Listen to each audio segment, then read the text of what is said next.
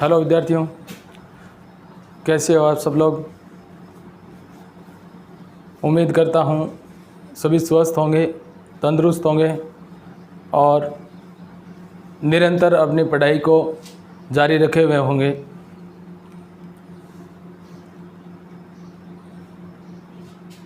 इसी आशा और उम्मीद के साथ मैं आज एक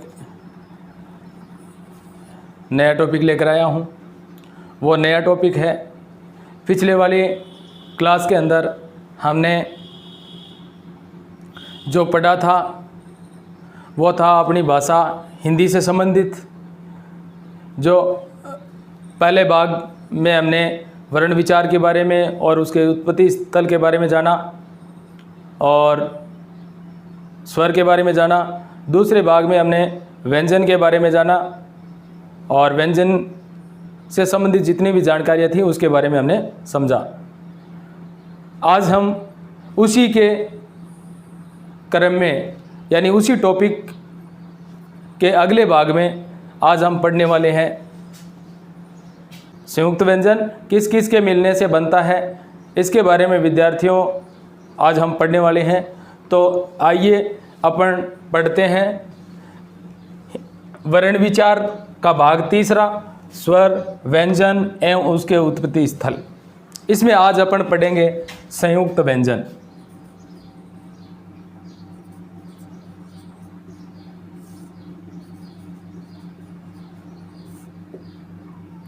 संयुक्त व्यंजन, तो पहली चीज़ तो आपको ये ध्यान में रखनी है कि संयुक्त व्यंजन कितने होते हैं। तो पिछले वाले वीडियो के अंदर यानी दोनों भागों में हमने स्वर के बारे में जाना था जो कि 11 होते हैं और व्यंजन के बारे में जाना था जो कि 33 होते हैं और अयोगवा ध्वनियों के बारे में जाना था जिनकी संख्या 2 होती है मूल रूप से। तो इस प्रकार से हमने कुल मिलाकर के 33 और 11 44 और 3 आपकी वो अगर इस चंद्र बिंदु को शामिल करें तो 3 अयोगवा ध्वनियाँ हो गई या अयोगवा वर्ण हो गए।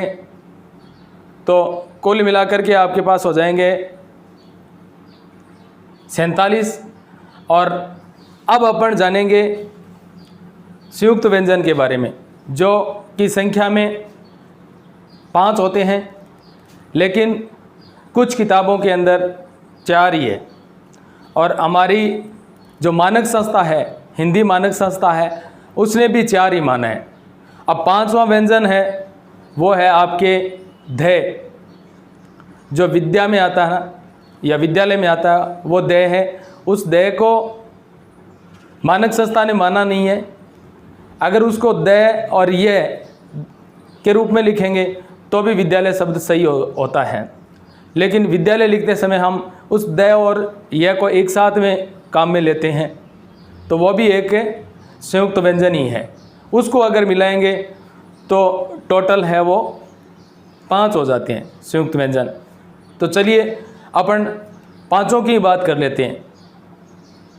बाकी कई बार क्या होता है कि परीक्षा के अंदर ये 5वां व्यंजन भी आ जाता है, तो ऐसी स्थिति में अपन सारी चीज़ को क्लियर कर लेंगे। अगर आता है तो अगर पढ़ा हुआ है तो अपन कर देंगे, नहीं आता है तो फिर वो दिक्कत होती है। तो चलिए अपन बात करते हैं संयुक्त व्यंजन की। तो संयुक्त व्यंजन की मुख्य रूप से जो संख्या होती है वो तो होती है 4, लेकिन प्लस 1 और हो जाती है। वो कौन सा होता है? ये होता है द। ठीक है, तो इस प्रकार से कुल मिलाकर के इनकी संख्या है वो 5 हो जाती है। अब चलिए बात करते हैं अपन कि ये जो 5 व्यंजन होते हैं या मूल रूप से 4 व्यंजन होते हैं जिनको अपन संयुक्त कहते हैं। संयुक्त का मतलब 2 व्यंजनों से मिलकर के बनते हैं या इनका निर्माण 2 व्यंजनों के मिलने से होता है, इसीलिए इसका नाम संयुक्त है। तो चलिए सबसे पहले अपन बात करते हैं नंबर 1 6 जो हमारी कक्षा लिखने में काम में आता है या इस टाइप के ऐसे शब्द लिखने के लिए इनका उपयोग किया जाता है। तो इस 6 का निर्माण किससे होता है? 6 का निर्माण होता है क प्लस स से। क प्लस स से क्या बन जाएगा? 6 बन जाएगा। यदि अपन यहाँ हलंत नहीं लगाते हैं तब तो ये स हो जाएगा, क्योंकि इसके साथ में ए का उच्चारण हो रहा है, क्योंकि स का निर्माण स प्लस ए से हुआ है।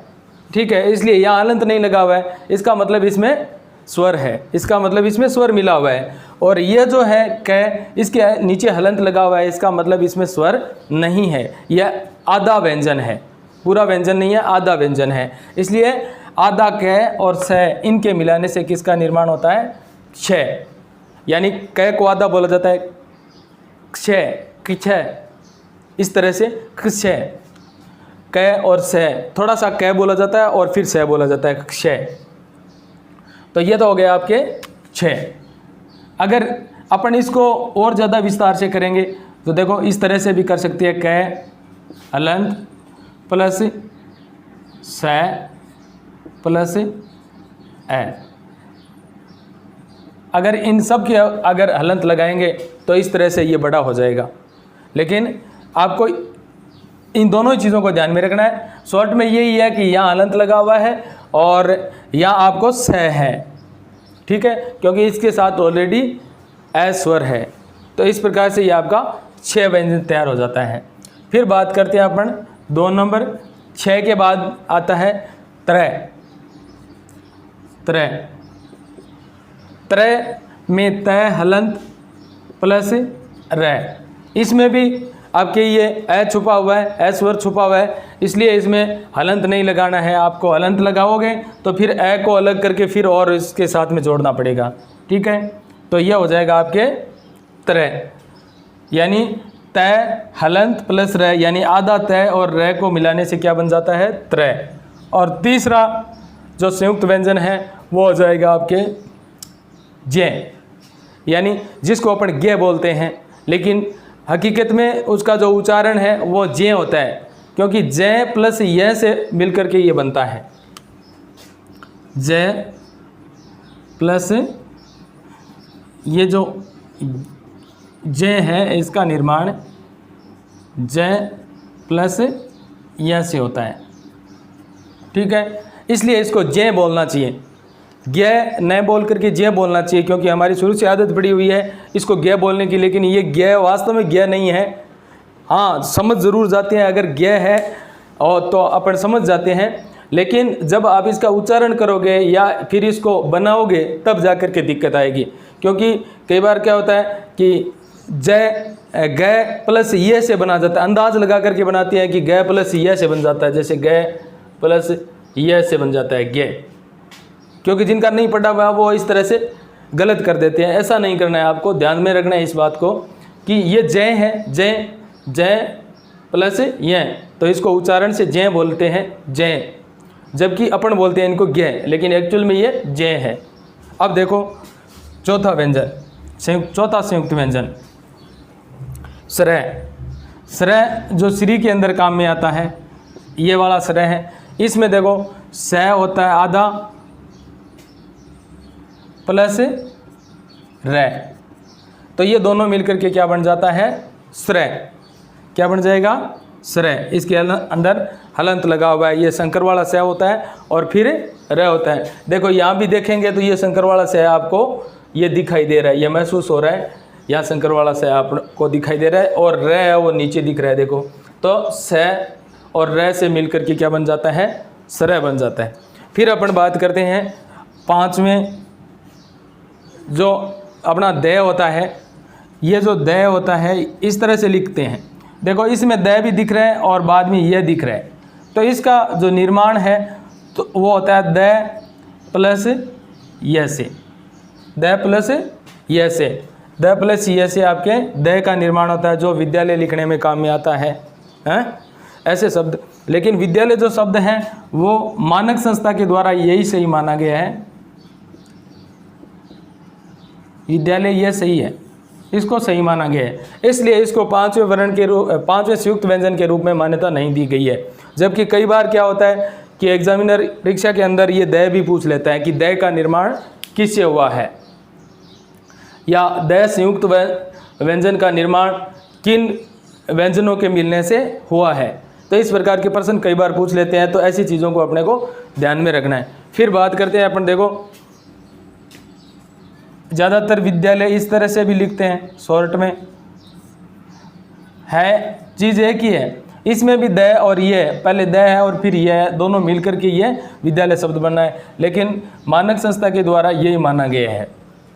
हिंदी निदेशालय की जो मानक संस्था है, जो समय समय पर इसमें जो परिवर्तन होते हैं, बदलाव होते हैं भाषा के अंदर, उसने ये सही माना है। इस प्रकार से आपके ये 5 संयुक्त व्यंजन हो गए। तो कुल मिलाकर के कितने हो गए? हमने 11 स्वरों के बारे में पढ़ लिया, और 3 जो अपनी क्लास के अंदर भाग 4 के अंदर अपन इनके उच्चारण स्थान, यानी सभी वर्णों के उच्चारण स्थान के आधार पर इनको कितने भागों में बांटा गया है, इससे संबंधित बातें करेंगे। और नेक्स्ट वीडियो में मैं आपकी जो वर्ण विचार से संबंधित जितने भी डाउट्स हैं वो लगभग क्लियर करने की कोशिश करूँगा। तब तक आप इसको अच्छे से पढ़ते रहिए और इसको समझते रहिए।